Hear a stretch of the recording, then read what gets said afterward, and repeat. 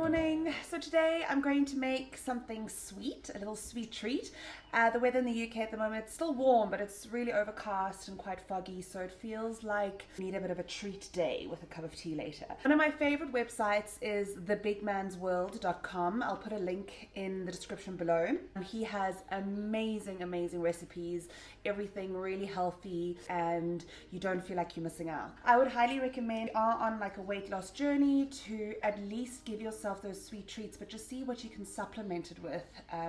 You know, like if you're making something that's sweet, what can you put in there to substitute for the sugar and things like that? Because I do feel that the key to a health journey or weight loss journey is consistency, and I feel that if you are depriving yourself of things, you're going to fall off the wagon, because you're doing so well and you're eating really healthy for so long, and then the craving just kicks in and then you like binge. And I do anyway. So if you consistently just give yourself some little treats and little rewards in between the week, you're more likely to stick on the wagon. And if you make sure that those treats are healthy, then you don't feel like you're missing out. So today we're going to make oatmeal bars. So the ingredients for these are rolled oats. Make sure they're gluten-free if you want a gluten-free option. We've got some strawberries, vanilla essence, chocolate chips. You can obviously have 100% dark chocolate chips if you prefer. Mine are milk chocolate. Peanut butter and bananas. I don't know if I've mentioned something twice there. So the first tip with baking is to always put the oven on first, because sometimes cooking or with baking, I know my gran always used to say things with like baking powder and a rising agent needs to go into the oven immediately. I mean, I don't know, I could be wrong, but that's what I was told, and if my Oma said so, then it's true. You don't want to then have to still wait for the oven to preheat to the temperature before you put it in. So always preheat the oven first. So in this case, it's 180 degrees Celsius on a fan oven. So I've done that already. Putting all the oats in a bowl, and then literally just putting it all together. So you need to mash your bananas. So it calls for two large bananas. These guys are, I would say they're small bananas, so I'm going to use 2.5. And the thing with bananas, guys, is the riper they are, the sweeter they are. And they go brown and they look gross, but that's the perfect time to use them in cooking. So my bananas aren't super ripe because I bought them over the weekend. But it doesn't matter, you can always use a sugar-free alternative if the batter's not sweet enough. So mashing bananas are really easy. You just put them into a bowl, and with the back of a fork, just mash them up. Okay guys, so I suppose it's also a texture thing. If you want it a little bit finer, I suppose you could blend it or just mush it a bit more, but I'm happy with that. It's got a few bits of banana in, bigger bits, but it's okay. Right, and then we just chuck everything into a big mixing bowl and mix it all up. So there's our oats, banana in.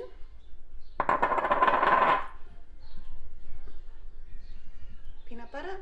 So I've got the peanut butter in there, the vanilla essence, the banana, and the oats.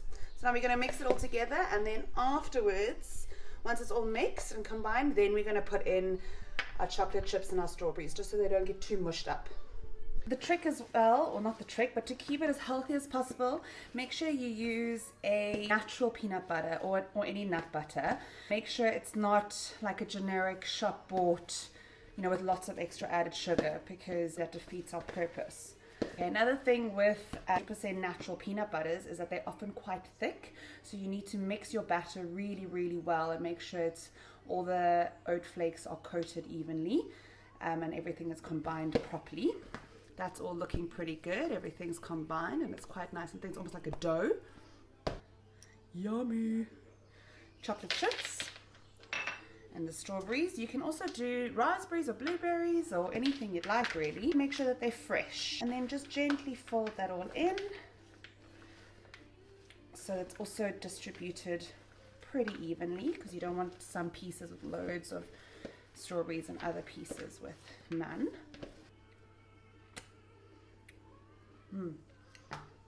If you want it to be a little bit sweeter, you can put some maple syrup in there or some honey.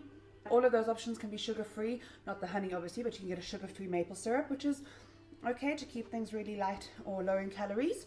I use this stuff, which is amazing. It's zero calories, and it's a like for sugar.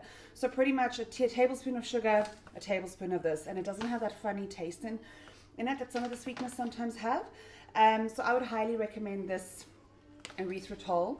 So I'm going to put a little bit in, just because the banana wasn't too ripe, as I said. Just a very, very small amount. Then that's what we've got, like a dough. Ideally, you should have a tin, like a little baking tin. I don't have one, so I'm just going to line a baking pan with some, because it's not runny, so it shouldn't go all over the place. So I'm just going to line a baking tray with some parchment paper and then put it flat onto there. I'll show you. I suppose what you could make a little tin out of tin foil if you wanted to. So now we're going to put everything on. Okay, so I've just put the ball on there and I'm just going to press it out into a square like it would have been. So there you go. I just flattened it down with the back of the spoon, made it into a square shape, and then finished it off with some fresh slices of strawberry. It's supposed to yield 9 bars, so I made it so when we cut it, it'll be in 9. And then it'll be a pretty little topping. So in we go.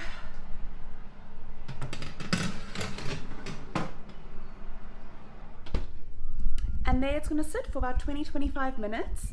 You don't want it to be too hard. It needs to be quite chewy still. So don't worry if after 25 minutes it's still a little bit soft.